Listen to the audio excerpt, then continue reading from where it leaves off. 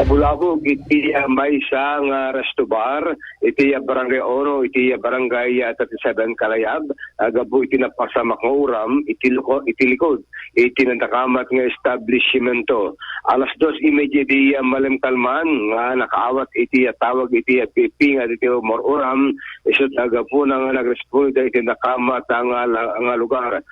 Kailan ti apoy, iti mapag-responde, yung pati yung koordinasyon, agraman, iti fire brigade, iti Vice Mayor Carlos Sapariñas, ganito yung matanga na uran, iti Rorot, alas tabat iti Kawayanan, alas 2:50 iti BFP, nga fire out, ito yung first alarm, nga napasama ko uram, iti likod yung nakamat ng establishmento.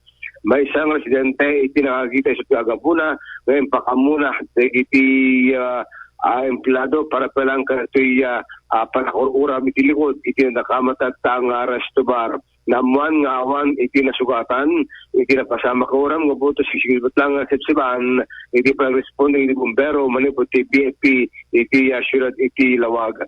Iti agdama, ket hampay nga namuan, dumano iti cause of damages, iti kinururam kay kayo, iti nakamang lugar, agraman, iti Kawayan, iti likod, iti establishmento.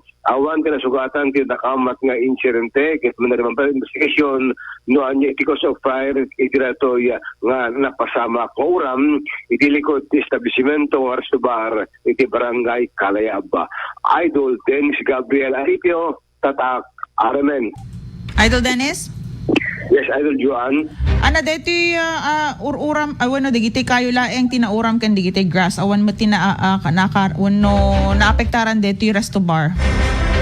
Awan kasi alat Idol Juan iti lang kay kayo mulmula iti nauram nga paset dito grass fire Idol Juan. Dikat arig na kasi nadalusan latamutan.